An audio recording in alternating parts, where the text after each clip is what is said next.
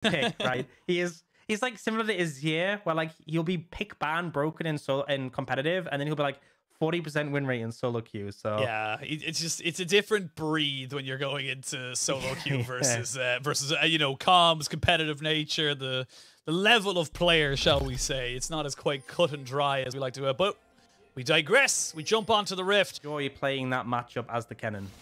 No, well, speaking of another matchup you might enjoy playing, it is going to be bot side. They're going to try and go for this dive, and this is a little bit of a risk. Yeah, they do have flash available to them. They have no cleanse, though, which means that Light's going to be in a little bit of trouble. He does flash away, but first blood goes over to Elk, and they're swapping the aggro perfectly right now. As Lumau flashes away, can he get himself underneath the tower? No, he cannot. Perfectly executed dive. Ultra Prime get themselves 2 kills, and while that was happening, they didn't even get a TP out of anybody. Heat right now, and it's going to be disaster for Light because he has no summoners as well. Yeah, a really good start already, and the fact is, if we find another engage, Ignite is coming up soon. It's Glacial Leona as well, so if you land that E, they're slowed down significantly. You have the stun into the traps. It's just so scary right now for LNG's bot lane with no flashes available. Hacker's coming down bot as well again. Yeah, but Tarzan is here this time around. They will pop down the traps as well. Tarzan's forced to flash away. Yes, he's here, and it probably stops someone from dying. As I say that, Elk flashing away. The Ignite did come back up here for Lumau. They will back them all the way up. There is a roaming Doonby. We talked about how these mid laners don't want to be mid.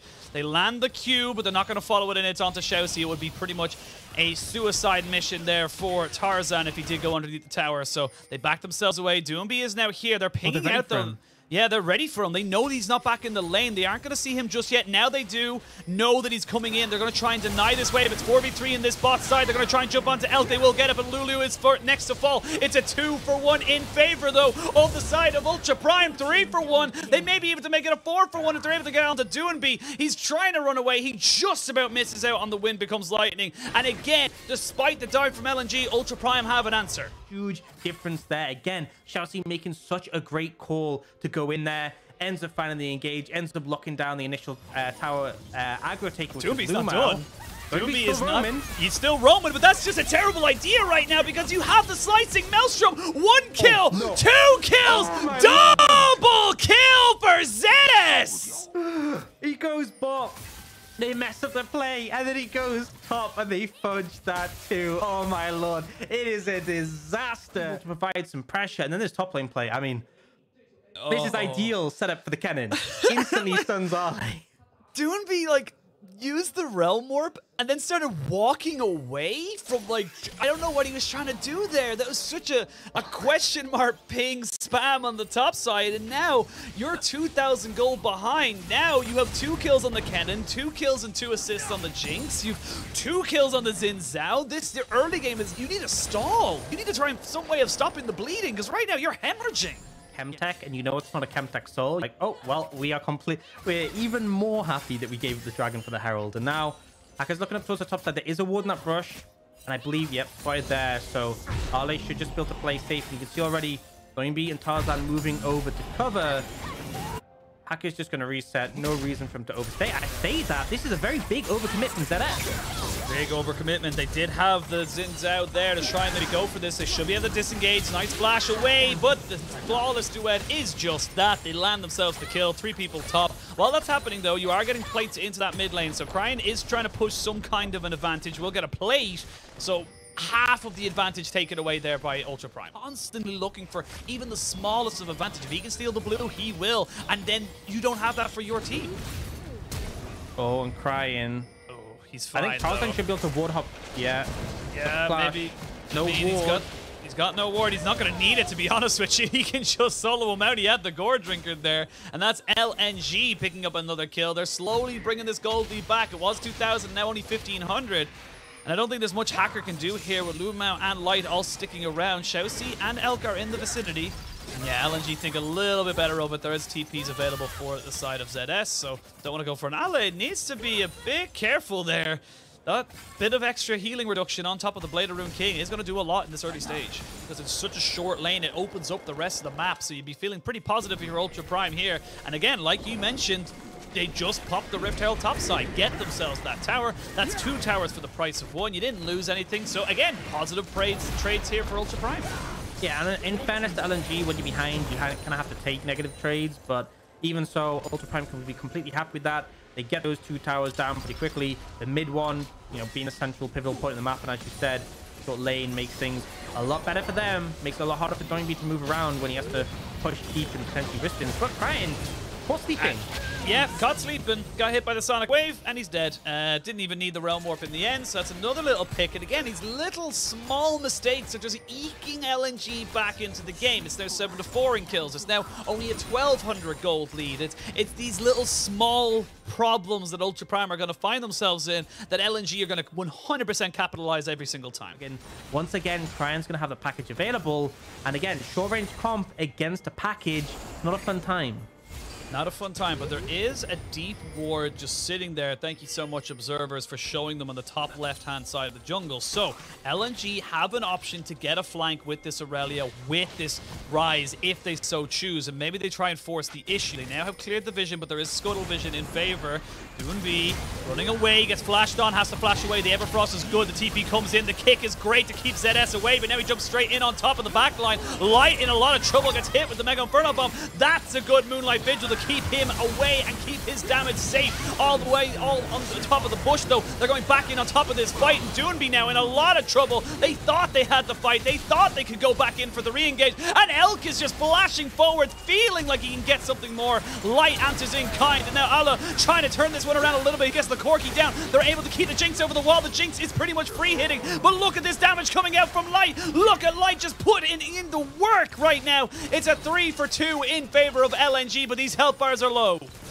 Ultra Prime solo lane is really not wanting them to win this fight. Honestly, just such a massive overcommit. And you got to question, was it necessary? And as I say that, Arley's coming in.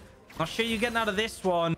No summoners available. I think Shao-Xi needs to go on a brush and Hex Flash. Hex Flash is the only way you're going to kill one of them. Looks like he's trying to find the window, and Elf will go down. Oh. This should just be Baron for LNG. Yeah. Absolute disaster. And it's ZS from Crying. I have no honest idea what they were going for in that situation. Just really poor, and I'm sure we'll get the replay and I can point out why, but for now the Baron is being picked up by LNG. Crying's finding the package, 5k HP. It's ambitious. It's ambitious. He's dead straight up. If he stays there, he's going to die, so he has to back away. Baron secured by LNG. They now have themselves a 2,500 gold lead. They have themselves priority over this dragon as well, because they can go straight to it, and that's going to be LNG back in control of this game. Yeah, Elk isn't even alive yet, so there's no way they contest this one. And honestly, we were talking about LNG were waiting for a mistake. They got one. They got handed one on a plate by Ultra Prime, and they did a great job of capitalizing. Yep, that's going to be a second dragon for LNG. He's going to delay Ultra Prime from the soul again. And that's where the split push gets real dangerous. The MR he's got, the pen build available to Crying isn't going to do nearly as much damage as you'd like. Now, Tarzan's looking, and Hacker, you're just taking so much damage. Yeah, Hacker needs to ult, but I think Hacker's dead. Yep, Hacker did not respect the pure amount of damage that was coming out. Like, Hacker has no real tank items. He even had a Zhonya's or a stopwatch to use, but now we can see Tarzan behind the wall gets the Jinx, and that's the perfect combination that you want to see. Tarzan is just carrying this game, 5-1 and 6 on this Lee Sin, and has not looked like he's missed a beat. Now they rotate towards the bot side with the Realm Warp. This could just be game. Yeah, I mean, if anyone from Ultra Prime oversteps and dies, they will just end, right? The Baron buff is keep the minions tanky. You cannot risk things in this situation. ZS does have the ultimate to make things difficult, but it's really, really precarious. They're going to try and end, so I think ZS just has to go in an ultimate. Yeah, ZS just has to try and go for something. They will take the Nexus turret #1. They'll back away. Their Baron buff is worn off, but your base is in tatters. Ultra Prime have no real answer to this.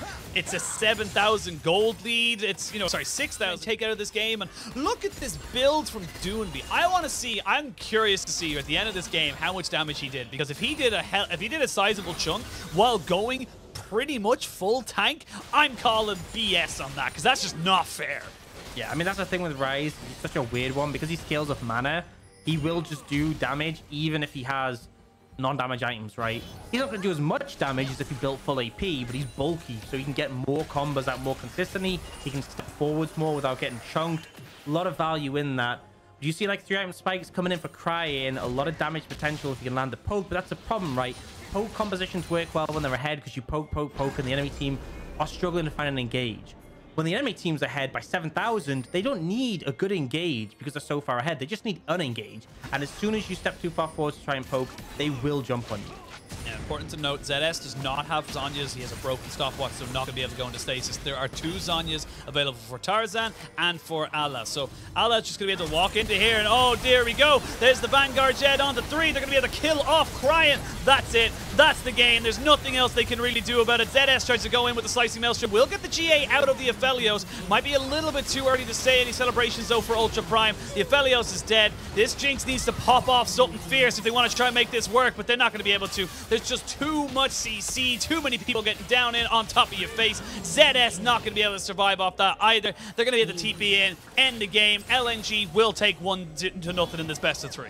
You know, and it was a stomp after that initial sort of advantage that Ultra Prime had. As soon as LNG got that winning team fight, they got the Baron, and it completely snowballed out of control. Really decisive from LNG, but honestly, a little bit surprising how Ultra Prime just managed to throw it away so much. I was really positive after the early game, and I think there was some great ideas of how to play the map. I think the early gank as well, really instrumental, but then they just completely fell apart. Chelsea, strong start, but then it was just that play around the Baron, just over aggression, and it very much felt like the hype had gotten to them, and they just stepped too far and got burned.